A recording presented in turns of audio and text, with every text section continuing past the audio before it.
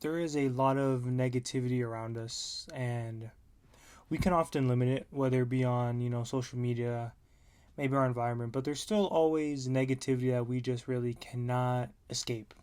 Whether that be people, work, maybe just strangers at your job, whatever. But a lot of us struggle with what others say about us, whether there be some truth in there or it's kind of a blatant lie. We still sometimes get affected by words, even if they're not true or even if they're slightly true. But I'm here to tell you today how to not let these negative people affect you. On one of my past videos, one of my viewers, Ron, we were talking about how we can limit distractions, like let's say Instagram and not watching the news and this and that just from our phone. But there are still negative people in our life that we can't really avoid, It could be strangers, could be whoever. So we're going to talk about how to not let negative people affect you. So the first thing is that most of the time these people are often projecting their own insecurities onto you. You know, whatever they judge you on, there's most likely something that you have that in turn makes them angry. It bothers them because they don't have that. So the only way to make themselves feel better is to insult you or say something negative about you or say something kind of in a like a in a slick kind of dissing way, because it makes them feel better because they don't have what you have, right? So they're trying to bring you down. So let's say someone says you're cocky, right? Often that person's probably lacking in self-confidence, or let's say they just make fun of your appearance. There's often something about them that they don't like. They're insecure of themselves. So most of the time these negative people, I kind of see negative people that talk a lot, like kind of like hyenas. It's like there's always a whole bunch of them, but like they're gonna do nothing for your life, which takes me into my next point. Their opinion, if you can choose to let it affect you or to not affect you. Their opinion literally cannot affect your life if you don't allow it. Their opinion can't put money in your bank account. Their opinion can't bring you peace. Their opinion can't, get you in a better shape. Nothing. Their opinion cannot get you a new car, a new house, your dream life. It can't get you a vacation. People's opinions of you literally cannot do anything to you if you don't allow it to. Only you can change your life. You have control of your life. So all these other people, all these negative people, whether it be at work or even family, maybe friends if you have negative friends, they cannot change your life.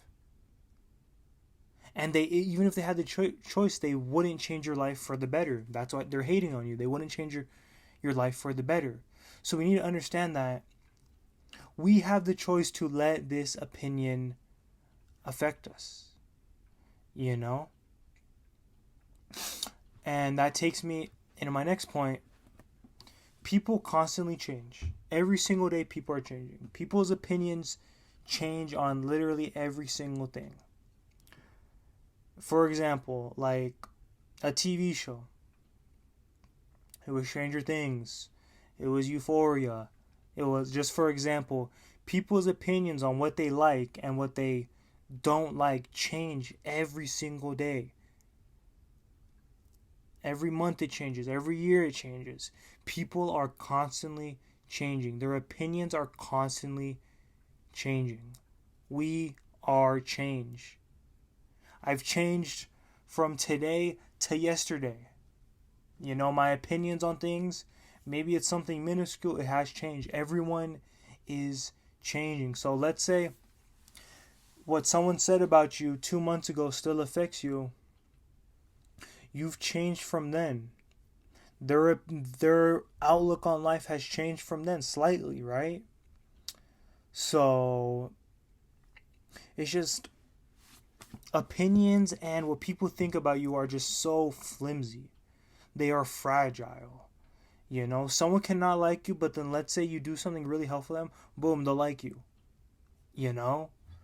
So it's like, it's just, for me, it's always been easy to not let negative people affect me because I just always saw it as foolish, you know. But let's say, for example, what they're saying, there is some truth. There is some truth, right? Let's say they talk about how you're I don't know. But let's say these negative people, what they say about you, you can find that there is a little bit of truth, and that kind of bothers you, right? That is okay. It really helps us if we kind of listen to them, but from an analytical perspective, not an emotional perspective. When they tell you these things or you think about what they've said, you can't feel shameful or guilty or sad or insecure or second guessing yourself, because that's just not a good thing. That's just unhealthy, you know. You'll be fluctuating if you look at everything from an emotional sense. If you want to get help on how to kind of listen to your thoughts from an analytical sense and not an emotional sense, and be able to detach from your thoughts, watch my past two videos. Actually no, I'll link them, but watch those if you need help with kind of, if you attach your thoughts, watch that video, please. But anyways, yeah, so we need to look at it from an analytical sense if there is truth, because what they're saying, even though it's coming from a hateful place, you have the choice to kind of transmute that into something insightful for you, you know? If someone's dissing you, if someone's saying that, you know, let's say for example me, let's say someone says my videos suck, right? And they're being super rude and super hateful. They're saying that maybe the audio sucks, or I'm not being clear, but in a very disrespectful, rude way. I would look at that and I'm not going to feel bad about myself, or I'm not going to feel ashamed of myself, but I will look at what they're saying about their criticisms. You know, so let's say they're saying that I'm not speaking clearly, then I'm going to watch back the video. Shoot, if I'm not speaking clearly, then I need to practice on speaking more clear. You know, that's just an example where we can take their hate and we don't embrace the hate or absorb the hate, but we analytically break it down. We analyze it like a scientist, you know? So, and that can really benefit you in your life, you know? But if you do have a hard time with what other people say about you and it makes you sad or mad or angry or confused, watch my past videos. I'll link them, and that'll kind of get you, you know, on track, let's say. And then when it comes to strangers, even like coworkers who really don't matter, like, honestly, no one cares about you if we're being for real. And that's honestly a good thing. Like, you are not on the top of people's minds. You know, they probably forgot what they said about you, or if they didn't, then let them hold on to that negativity, you know. At the end of the day, if they have that much negativity inside of them where they have to put it onto someone else, then they're suffering. At the end of the day, they're suffering. When they go home and they're by themselves, or when they're in the shower by themselves, car ride back home from work, they are suffering inside of their head because they are just simply, some people just aren't, they just suffer in here and they have to take it out on somebody else. That is their best way to handle it. Some people simply just don't know how to navigate circumstances in a healthy way. And that's why also, at least what I do, this takes practice, but if there's negative people around me or just anything like that, I try my best to treat them with grace, you know? Because like I said, these people are probably carrying a lot of things mentally onto them that they just have to let it out on somebody, and I just so happen to be there. that they let it out on, and it's not going to affect me.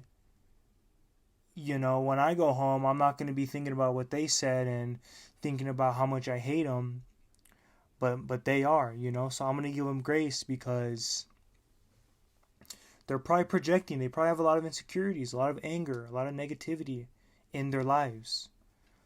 So, got to give them grace. That's kind of a hard thing to do. I understand. That is kind of a hard thing to do, but you'll feel better about yourself, because negativity and negativity do not equal a positive. Even in math, at least I'm pretty sure math was not my strong subject. Two negatives do not make a positive. In math, in real life, two negatives do not equal a positive.